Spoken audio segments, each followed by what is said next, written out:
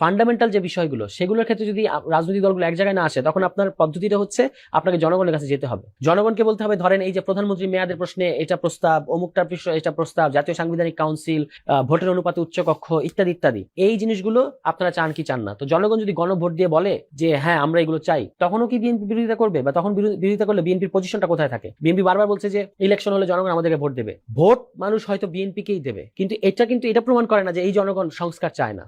সংস্কার মানুষ এখনই চায়, এবং সংস্কার পরের সরকার এসে করবে, নির্বাচিত সরকার হিসেবে এটা বিশ্বাস করেন। এবং এটা পদ্ধতিগতভাবে ভুল। বারবার আমরা বলছি যে পদ্ধতিগতভাবে ভুল।